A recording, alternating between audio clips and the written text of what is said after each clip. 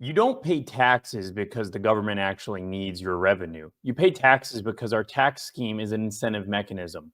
We all know that the federal government prints money. So that always begs the question, if they're printing money, why do I have to pay taxes as an American citizen? The idea is this, it's twofold actually. One, the American government needs Americans to be used to using dollars. If Americans didn't pay taxes, we could be using any form of money that we so choose. So it's important that by the act of paying taxes, we have to have a function in which we use US dollars. It's psychological.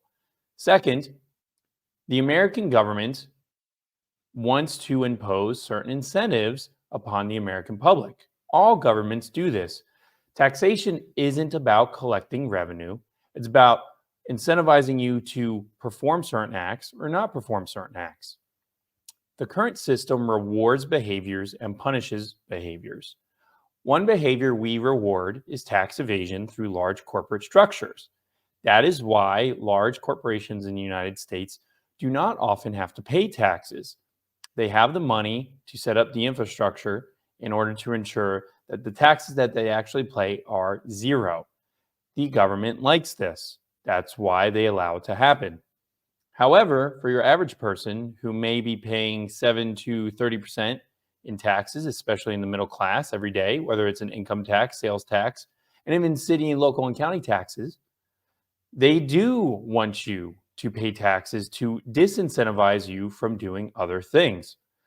One of the most easy examples to understand is certain taxes on food. Often in the state of Florida, we have sales tax holidays. These sales tax holidays are holidays on the sales tax, normally on goods such as basic food staples like milk and eggs, but then sometimes school equipment. We have a back to school day sales tax where any school equipment you do not have to pay a sales tax on. It's about incentives. The reason I'm bringing this up is people often don't understand our larger monetary system. In fact, the more I understand our larger monetary system, the less I understand it.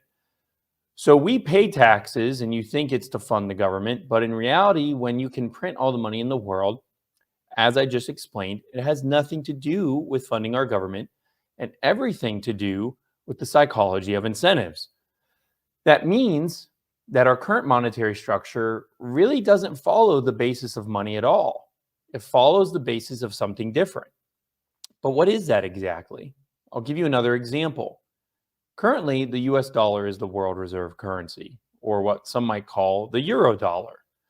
The euro dollar, which is this fishy object that you don't hear about too often, is actually just a term for dollars outside of the United States. It has nothing to do with Europe, it has nothing to do with euros. A euro dollar is simply the term for any dollar that is outside of US authority and US control. This euro dollar is the entire basis for the world economy. It functions a lot like money, but in some ways not like money at all. If anything, it functions often like cell towers or internet infrastructure. It is the base layer on which everything else in the world functions. And without it, nothing will function. Let's look at foreign aid as an example for psychology and incentive mechanisms behind the US dollar. A lot of Americans complain, and rightfully so, I myself do this, that we should not be sending foreign aid to other countries abroad. It makes no sense. We send billions of dollars, sometimes trillions, to nations who we don't even know where to locate on a map. Meanwhile, we have cities here that are impoverished, like Baltimore or Detroit, ridden with crime, terrible infrastructure, dying roads, dying buildings, and fentanyl and opioid epidemics. All of these things could be at least assisted with federal government dollars and support. However, they don't get that support. That support goes overseas. Why are they doing this? What exactly are they funding? Why do we give so much aid? Well, it's actually not about the aid, so to speak, at all. It's about the incentives. We want other countries to use our dollars. We're the world reserve. Further, we need to ensure, as the world reserve, that there's enough liquidity in the global economy. So foreign aid isn't so much so just giving money to other countries to provide certain goods like infrastructure and spending, although certainly they can be. But it's more so that these countries, their leaders, their citizens, or at least the top 10 officials, whoever that may be, have access to US dollars to continue providing liquidity in the global economy. So foreign aid isn't just about foreign aid. It's actually about the continuation of US dollar dominance. That is incredibly important. Where this gets even more complicated and fishy is when we think of the current crisis of inflation and where that's playing out in the world today. It also begs the question of what is the actual role of the Federal Reserve? The Federal Reserve has two mandates: keep unemployment low and inflation low. Otherwise said, keep employment levels at a steady pace so that the majority of Americans are working, and don't allow the dollar, which is essential to economic function, to be debased. However, traditionally, the Federal Reserve was created before the US dollar was the world economic reserve. So the Fed's mandate is strictly for Americans. But now the US dollar is a global world reserve.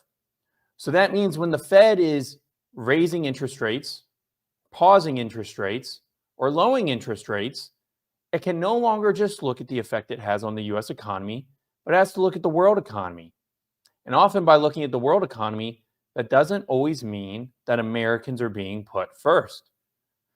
But how does this play into inflation?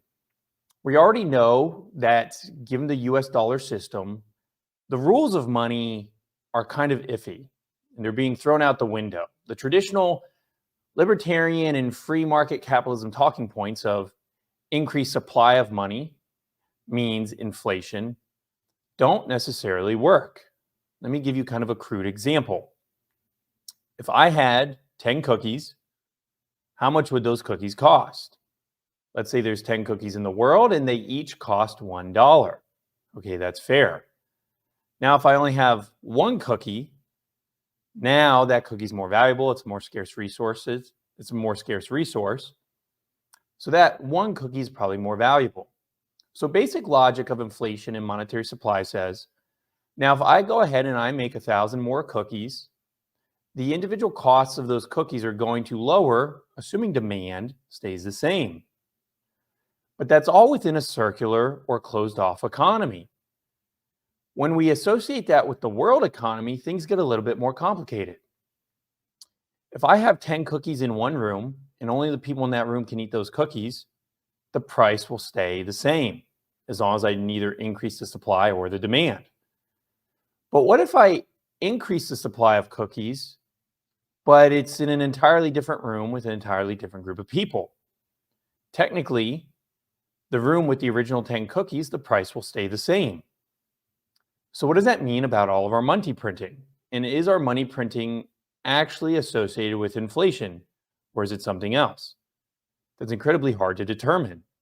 But what I know is this: a lot of our money printing isn't actually going back into the US economy. Sometimes it's exactly what I described with foreign aid. It's going to other countries to simply pump up the liquidity in the global economy. That doesn't always make its way back to the United States.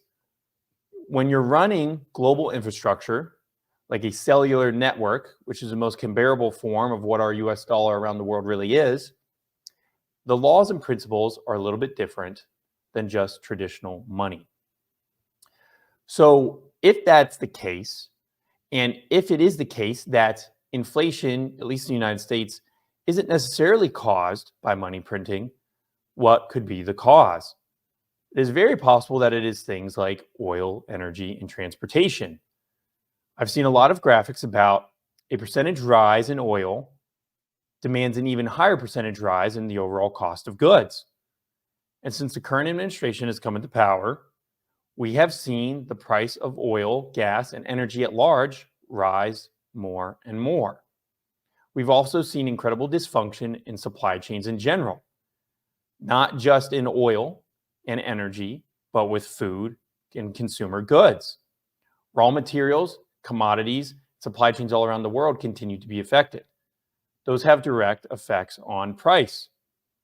So it may be unfair completely to say that spending money from our federal government is the problem. It could be something else. We live in a world where the current principles of money, like government budget deficits, do not necessarily matter or make sense. The train tracks have been set, so to speak. There is no way that we are going to come back from the debt that we have incurred as a society in America or around the world. World debt as a percentage of GDP is higher than it has ever been in the history of mankind. The US is not the only one in a giant debt trap. What that means is one day here soon, we're going to have a debt jubilee where the entire system is going to be turned upside down and a lot of people's debts may or may not be forgiven. That's an interesting scenario. But does that mean that the US dollar will go away? I'm not entirely sure. The US dollar could be completely debased, but the problem is the US dollar, often like gold, even though it's backed by nothing, seems to be an incredibly efficient form of money. It is accessed everywhere, even by nations that we sanction. It is bet on and has entire global economic systems based around it, with different countries continuously trying to get more liquidity into their countries through the US dollar order. It's almost like we have laid the internet infrastructure for the world, and now everyone in the world is using our internet. How do you exactly measure an increase in supply or an increase in demand for internet? You need more bandwidth. But that doesn't necessarily affect price ranges like we think. It simply means you need better infrastructure. So the monetary system that we currently operate under is incredibly complex and intricate. And the most important thing is, the more you learn about it, the more nuanced it gets. And I'm not entirely sure that any current talking head, except for maybe a few, really understand what's going on.